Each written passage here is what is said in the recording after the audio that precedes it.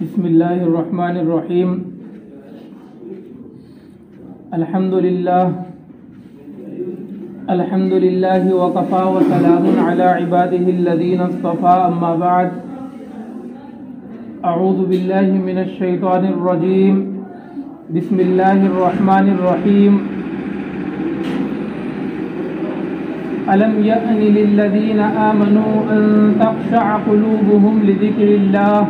وما نزل من الحق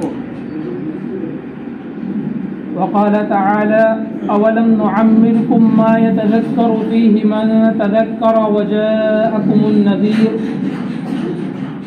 وقال النبي صلى الله عليه وسلم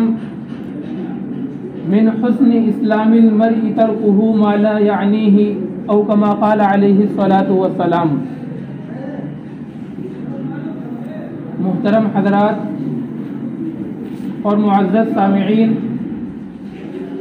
اللہ تبارک و تعالی نے انسانوں کو جو نعمتیں دی ہیں ان نعمتوں کے بارے میں اللہ تعالی نے قرآن پاک میں ارشاد فرمایا وَإِن تَعُدُّوا نِعْمَةَ اللَّهِ لَا تُحْصُوهَا، کہ اے انسان اگر تم ہماری نعمتوں کو گننا چاہو گے، ہماری نعمتوں کا اندازہ لگانا چاہو گے تو تم ہماری نعمتوں کو گن نہیں سکتے، وہ گنتی کے باہر ہیں۔ اللہ تعالیٰ کا حکم یہ ہے کہ نعمتوں کے اوپر اللہ تبارک و تعالیٰ کا شکر کرو گے تو اللہ تبارک و تعالیٰ نعمتوں کو باقی رکھیں گے اور مزید اس میں اضافہ فرمائیں گے۔ تو شریعت کی طرف سے مطلوب یہ ہے کہ نعمتوں کو اللہ تعالیٰ باقی رکھیں اور کوشش یہ ہو کہ اللہ تعالیٰ ان نعمتوں کے اندر اضافہ کریں۔ اللہ تعالیٰ نے فرمایا لَإِن شَكَرْتُمْ لَأَزِيدَنَّكُمْ وَلَإِن كَفَرْتُمْ إِنَّ عَذَابِي لَشَدِيدٌ، کہ اگر تم شکر گزاری کرو گے ہماری نعمتوں کی تو ہم ان نعمتوں کو باقی رکھیں گے اور مزید ان کو بڑھائیں گے، لیکن اگر ناشکری کرو گے تو اللہ تبارک و تعالیٰ فرماتے ہیں کہ میرا عذاب بہت ہی زیادہ سخت ہے۔ آج اس دور کے اندر، آج ہمارے معاشرے کے اندر قرآن پاک کی ان آیتوں کے پس منظر میں آپ دیکھیں کہ آج ہمارا ماحول اور ہمارا معاشرہ کہاں پر جا رہا ہے۔ دسمبر کا مہینہ چل رہا ہے اور دسمبر کے مہینے میں بھی ایسی خرافات اور ایسے کارنامے ہوتے ہیں جن کا شریعت اسلامیہ سے کوئی ثبوت نہیں اور دور دور تک ان کا تعلق نہیں۔ سب سے بڑی بات، اللہ تبارک و تعالیٰ نے جو نعمت دی ہے، نعمت کے گھٹ جانے پر اور نعمت کے کم ہو جانے پر آج کا ماحول یہ بنا ہوا ہے کہ ہم خوشیاں مناتے ہیں۔ نعمت کے کم ہو جانے کے اوپر ہمارا یہ عادت بنی ہوئی ہے کہ ہم خوشیاں مناتے ہیں اور جشن مناتے ہیں، جبکہ میں نے یہ آپ کو بیان کیا کہ شریعت کی طرف سے مطلوب یہ ہے کہ نعمت باقی رہے اور نعمت کے اندر مزید اضافہ ہو، اس کی ہمیں اور آپ کو فکر کرنی ہے اور کوشش کرنی ہے کہ اللہ تعالیٰ کی نعمت باقی رہے اور اس نعمت کے اندر اضافہ ہو۔ لیکن ہمارا ماحول اور ہمارا معاشرہ یہ بن چکا ہے کہ نعمت کے کم ہو جانے کے اوپر ہم خوشیاں منا رہے ہیں۔ اللہ تعالیٰ نے قرآن پاک کی اس آیت کریمہ کے اندر ارشاد فرمایا، دیکھیے قرآن پاک کی آیت کریمہ، یہ جو کہا جاتا ہے کہ قرآن پاک جب سے لے کر نازل ہوا اور رہتی قیامت تک، رہتی دنیا تک انسانوں کے لیے ہدایت اور رہنمائی ہے، اور جب بھی آپ قرآن پاک کو پڑھیں گے تو آپ کو یوں لگے گا کہ قرآن پاک ایسا لگتا ہے کہ ابھی ہمارے لیے، ابھی ہم کو نصیحت کرنے کے لیے، ہم کو سمجھانے کے لیے قرآن پاک نازل ہوا۔ اللہ تعالیٰ اس آیت کریمہ کے اندر ارشاد فرماتے ہیں أَلَمْ يَأْنِ لِلَّذِينَ آمَنُوا أَن تَخْشَعَ قُلُوبُهُمْ لِذِكْرِ اللَّهِ وَمَا نَزَلَ مِنَ الْحَقِّ، کہ ایمان والوں کے لیے وہ وقت ابھی نہیں آیا کہ ان کے دل اللہ تبارک و تعالیٰ سے ڈرنے لگے، اور جو اللہ تبارک و تعالیٰ نے حق قرآن پاک نازل کیا ہے کہ مومنوں کے دل ڈرنے لگے اور وہ فضول رسموں کو اور خرافات کو چھوڑ دیں۔ دسمبر کے مہینے کے اندر جب مہینہ کا اختتام ہوتا ہے تو اس اختتام کے موقع کے اوپر جو غیروں کی رسم ہے ہمارے مسلمانی معاشرے کے اندر در آئی کہ ہم ایک دوسرے کو مبارکباد دیتے ہیں. کیوں؟ کیونکہ سال ختم ہوا. حالانکہ میں نے آپ کو بتایا، آپ اندازہ لگائیں کہ اگر ایک سال کم ہوا تو اللہ تبارک و تعالیٰ نے جو یہ زندگی کی نعمت دی تھی اس نعمت کے اندر کمی ہوئی یا اضافہ ہوا. یقیناً آپ کو کہنا پڑے گا اللہ تعالیٰ نے مثال کے طور پر اگر ہمیں 50 سال کی زندگی دی ہے یا ہمیں 35 سال کی زندگی دی ہے تو جب ایک سال اس میں سے گھٹے گا تو اس نعمت کے اندر کمی ہوگی. اور ہمارا ماحول یہ بنا ہوا ہے کہ اس کمی کے اوپر ہم خوشی منا رہے ہیں، ہم ایک دوسرے کو مبارکباد دے رہے ہیں. لہذا ضروری سمجھ کر، مسئلہ یہ ہے کہ ضروری سمجھ کر یا ثواب سمجھ کر ایک دوسرے کو نئے سال کی مبارکباد دینا بالکل غلط اور بالکل منع ہے. اس سے بڑھ کر آپ 31 یا 30 دسمبر سے پہلے چلے آئیں، آپ 25 دسمبر کو آئیں، وہ دیکھیے کیا ماحول بنا ہوا ہے. عیسائیت کا جو 8 سے تقریباً چوتھی صدی کے اندر 340ویں ہجری عیسوی کے اندر یہ ایک رسم بنائی گئی تھی جو رسم آج تک چلی آ رہی ہے، اور نہ صرف عیسائی بلکہ مسلمان بھی اس رسم کے اندر آ گئے ہیں. وہ ہے کرسمس کی. عیسائی دنیا کے اندر حضرت عیسیٰ علیہ السلام کی پیدائش کا جشن منایا جاتا ہے اور طرح طرح کی خرافات کی جاتی ہیں، اور شراب اور گانے اور لڑکیاں اور ڈانس، یہ تمام کی تمام چیزیں ان کے لیے جزء لا ينفد کی طرح حاصل ہیں. لیکن اس سے ہٹ کر کے ہمارے مسلم معاشرے کے اندر بھی وہ رسم آ گئی جس کا کوئی ثبوت نہیں، جس رسم کا ثابت نہیں. حضرت عیسیٰ علیہ السلام کی پیدائش بھی 25 دسمبر کی نہیں. خود عیسائیوں کے اندر اختلاف پایا جاتا ہے. آپ اگر مطالعہ کریں گے تو دیکھیں گے جو آرمینیائی کلیسا ہے وہ 16 جنوری کو حضرت عیسیٰ علیہ السلام کی پیدائش کی خوشی مناتے ہیں. آرتھوڈکس عیسائی جو ہے وہ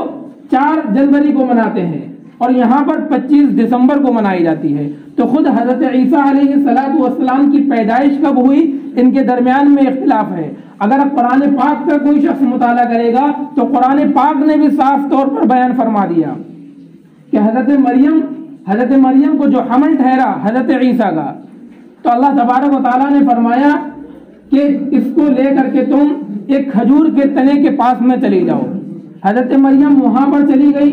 فناداها من تحتها الا تحزني وقد جعل ربك تحتك سريا. ایک ندا آئی، آواز آئی کہ غمگین نہ ہو، اللہ تعالیٰ ساتھ میں ہے. وَهُزِّي إِلَيْكِ بِجِذْعِ النَّخْلَةِ تُسَاقِطْ عَلَيْكِ رُطَبًا جَنِيًّا. قرآن پاک سورہ مریم کے اندر اللہ تعالیٰ نے صاف بیان فرما دیا کہ حضرت مریم کو خطاب کرتے ہوئے اللہ تعالیٰ نے فرمایا کہ یہ جو تمہارے سامنے درخت ہے کھجور کا، وَهُزِّي إِلَيْكِ، اس درخت کو تم حرکت دو، تساقط علیک رطبا جنیا، اس میں سے تر و تازہ کھجور تمہارے پاس میں گریں گے، اگر تم اٹھا کر کے انہیں کھا لینا. فلسطین میں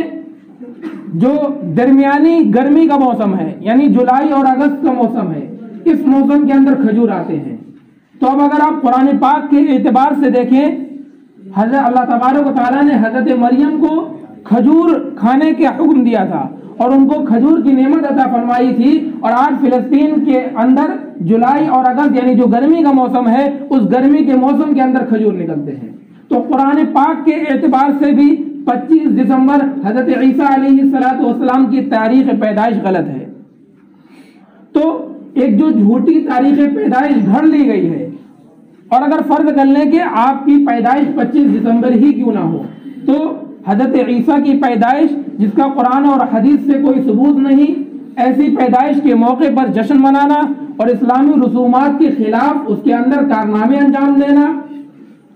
اور جو عیسائیوں کا مذہبی تہوار اب بن کر کے رہ گیا ہے، عیسائیوں کا مذہبی تہوار یہ بن گیا ہے، اور ان کے مذہب کے اندر یہ چیز داخل ہو گئی ہے. اور شریعت اسلامیہ نے صاف طور پر بیان فرما دیا، من تشبہ بقوم فہو منہم، کہ جو مذہب کسی دوسرے مذہب کی مذہبی چیزوں کو اپنائے گا، کسی دوسرے مذہب کی مذہبی رسومات کو اپنائے گا، تو اس کا حشر بھی ان کے ساتھ میں کیا جائے گا. تو شریعت کا صاف صاف دستور ہے کہ اگر آپ کسی کے مذہبی چیز کو فالو کریں گے، کسی کے مذہبی رسم و رواج کو اپنائیں گے، کسی کے مذہبی شکل اور صورت کو اپنائیں گے، کسی کے مذہبی کپڑے اور لباس کو اپنائیں گے تو اللہ کے نبی علیہ الصلوۃ والسلام نے صاف بیان فرما دیا کہ اس کا حشر بھی ان لوگوں کے ساتھ میں ہوگا۔ اور میں نے جو آپ کے سامنے حدیث پاک پڑھی، اللہ کے نبی علیہ الصلوۃ والسلام نے اس میں فرمایا من حسن اسلام المرء ترکہ ما لا یعنیہ، کہ انسان کے اسلام کی خوبی یہ ہے، اس کا بہترین اسلام یہ ہے کہ وہ ان چیزوں کو چھوڑ دے جس کا کوئی تعلق نہیں ہے، جو لا یعنی چیزیں ہیں، جو خرافات والی ہیں، جن کا اسلام سے کوئی تعلق نہیں ہے، ان تمام چیزوں کو چھوڑ دے۔ یہ ہے انسان کی خوبی، یہ ہے انسان کے اسلام کا کمال۔ لیکن ہمارا اور آپ کا ماحول اور معاشرہ آج کل یہ بنا ہوا ہے کہ لا یعنی چیزیں ہمارے اندر بہت ہی زیادہ مقدار کے اندر پیوستہ ہو گئی۔ Birthday, fathers day, mothers day, children day, اسی طریقے سے ہیپی برتھ ڈے اور ہیپی نیو ایئر اور یہ کرسمس ڈے، یہ تمام چیزیں وہ ہیں جو لا یعنی میں سے شمار ہوتی ہیں۔ اور اللہ کے نبی علیہ الصلوۃ والسلام فرما رہے ہیں کہ انسان کے اسلام کا حسن جب کہلایا جائے گا، انسان کے اسلام کی خوبی جب ہوگی جب ان تمام خرافات کو اور ان تمام لا یعنی چیز کو چھوڑ دے۔ جو میں نے آپ کے سامنے قرآن پاک کی آیت کریمہ تلاوت کی، اللہ تبارک و تعالیٰ قرآن پاک میں فرماتے ہیں کہ جب انسان اس دنیا سے جائے گا تو خواہش اور تمنا یہ کرے گا کہ کاش ہم کو اس دنیا کے اندر دوبارہ بھیج دیا جائے۔ تو اللہ تبارک و تعالیٰ کی طرف سے جو جواب دیا جائے گا، اس جواب کو میں نے آپ کے سامنے پڑھ کر کے سنایا۔ اللہ تبارک و تعالیٰ فرمائیں گے اولم نعمرکم ما یتذکر فیہ من تذکر وجاءکم النذیر، کہ ہم نے تمہیں اتنی عمر نہیں دی تھی کہ جس عمر کے اندر اگر کوئی شخص نصیحت قبول کرنا چاہتا، اگر کوئی شخص بننا چاہتا، سنورنا چاہتا، سدھرنا چاہتا تو وہ شخص نصیحت قبول کر سکتا تھا۔ وجاءکم النذیر، کیا تمہارے پاس میری جانب سے نذیر نہیں آئے؟ کیا تمہارے پاس میری جانب سے نذیر نہیں آئے؟ مفسرین کہتے ہیں نذیر کہتے ہیں انبیاء علیہم الصلوۃ والسلام کو۔ انبیاء جو آئے یہ اللہ تبارک و تعالیٰ کی جانب سے نذیر ہیں۔ انبیاء آ گئے تو آپ فکر پیدا کرو آخرت کی۔ بعض مفسرین فرماتے ہیں کہ نذیر کا مصداق انسان کے جسم پر ہونے والے سفید بال ہیں۔ اگر سفید بال پیدا ہو گئے تو اب فکر کرنی چاہیے انسان کو موت کی اور اب فکر کرنی چاہیے آخرت کی۔ بعض مفسرین فرماتے ہیں نذیر کا مزاج ہے انسان کے پوتے، جب انسان دادا بن جائے تو اب فکر کرنی چاہیے کہ ہمارا وقت آ گیا ہے اور اب اس دنیا سے جانا ہے، آخرت کی اور لازوال زندگی کی تیاری کرنی ہے۔ تو اللہ تعالیٰ فرمائیں گے کہ ہم نے تمہیں اتنا وقت نہیں دیا کہ اگر اس وقت کے اندر نصیحت قبول کرنا چاہتے تو نصیحت قبول کر لیتے، جبکہ تمہارے پاس میری جانب سے نذیر آ چکے تھے، انبیاء بھی آ گئے تھے، تمہارے بال بھی سفید ہو گئے، تم دادا بھی بن گئے، تمہارے پوتے بھی آ گئے۔ حضرت مفتی شفیع عثمانی رحمۃ اللہ علیہ نے لکھا ہے کہ ملک الموت سے ایک شخص کا مکالمہ ہوا۔ اس نے ملک الموت سے کہا کہ اس دنیا کے اندر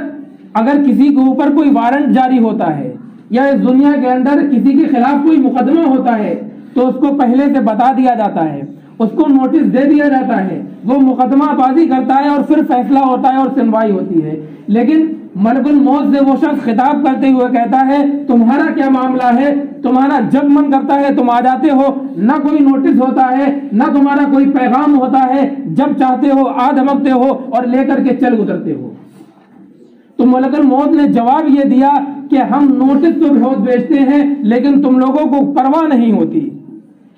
تم لوگوں کو پرواہ نہیں ہوتی، تم لوگوں کو فکر نہیں ہوتی، تم اپنے کان کے اوپر ہاتھ رکھ لیتے ہو، تم اپنی آنکھوں کے اوپر ہاتھ رکھ لیتے ہو۔ یہ جو دنیا کے اندر تمہیں بخار آیا یہ میری جانب سے نوٹس ہے، تمہارے بال سفید ہوئے یہ میری جانب سے نوٹس ہے، تمہاری اولاد ہوئی، تمہارے پوتے ہوئے یہ میری جانب سے نوٹس ہے۔ یہ نوٹس میں بھیجتا رہتا ہوں لیکن تم لوگوں کا ماحول یہ ہے، تم لوگوں کی عادت یہ ہے، تم نے اپنے کان پر ہاتھ رکھ لیے، تم نے اپنی آنکھ پر ہاتھ رکھ لیے، تم نے اپنی عقلوں کو بند کر لیا اور تم یوں ہی زندگی گزار رہے ہو،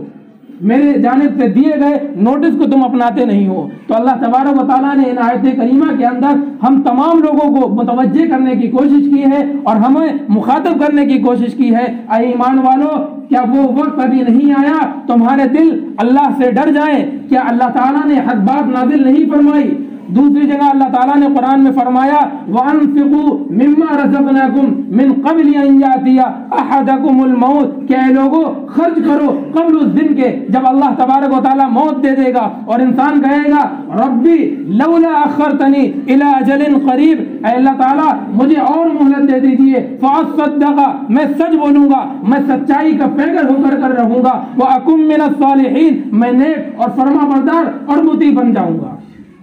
اللہ تعالیٰ کی جانب سے خطاب ہوگا وَلَن يُؤَخِّرَ اللَّهُ نَفْسًا إِذَا جَاءَ أَجَلُهَا، جب وہ وقت مقررہ آ جائے گا تو کسی بھی نفس کو، کسی بھی جان کو، کسی بھی انسان کو مہلت نہیں دی جائے گی۔ واللہ خبیر بما تعملون، تمہارے جو کارنامے ہیں اللہ اس سے واقف ہے، تم جو کر رہے ہو اللہ اس کو جانتا ہے، تم یہ خرافات میں لگے ہو اللہ اس کو جانتا ہے، تم یہ لایانی کاموں میں لگے ہو اللہ اس کو جانتا ہے۔ میرے دوستو اس وقت میرے کہنے کا حاصل یہ ہے ان لایانی چیزوں کو چھوڑے۔ اللہ کے نبی نے فرمایا نعمتان مغبون فیہما کثیر من الناس، نعمتانی مغبون فیہما کثیر من الناس کہ دو نعمتیں ایسی ہیں بہت سے لوگ غفلت کا شکار ہیں، بہت سے لوگ دھوکے کا شکار ہیں، الصحۃ والفراغ، نمبر 1 تندرستی اور نمبر 2 فراغت، نمبر 2 خالی پنا۔ ہمیں صحت ملی ہے، ہمیں تندرستی ملی ہے، ہمیں اس کی فکر نہیں۔ جب خدا نخواستہ کل کو کوئی ہمارے ساتھ میں حادثہ ہو، چلتے چلتے ہم گر جائیں یا ہمارا ایکسیڈنٹ ہو جائے یا ہمارے ہاتھوں پار ٹوٹ جائے، اس وقت انسان اپنے آنسوؤں سے روتا ہے اور رو کر کے یہ کہتا ہے کاش اگر ہمیں صحت ملی ہوتی تو مسجد میں جا کر کے نماز پڑھتے یا حج کرتے یا عمرہ کرتے یا ہمیں پیسے ملے ہوتے اللہ کی راہ میں خرچ کرتے۔ لیکن اللہ کے نبی نے فرما دیا نعمتان مغبون فیہما کثیر من الناس، اکثر لوگ ان دو نعمتوں کے اندر دھوکے میں پڑے ہیں، دھوکے کا شکار ہیں، الصحت والفراغ۔ لہذا اللہ تعالیٰ نے جو یہ صحت دی ہے، اللہ تعالیٰ نے جو ہمیں خالی بنا دیا ہے، ان نعمتوں کی اللہ تعالیٰ کی قدر کریں اور زیادہ سے زیادہ نیکی کرنے کی کوشش کریں، لایانی چیزوں کو چھوڑ دیں اور کوشش یہ کریں کہ اپنے عمل کے ذریعے سے جنت کو اپنائیں، اپنے عمل کے ذریعے سے جنت کی فکر کریں اور جنت کو کمانے کی فکر کریں۔ اللہ تبارک و تعالیٰ ان باتوں کے اوپر عمل کرنے کی توفیق عطا فرمائے، آمین۔ وآخر دعوانا الحمدللہ رب العالمین۔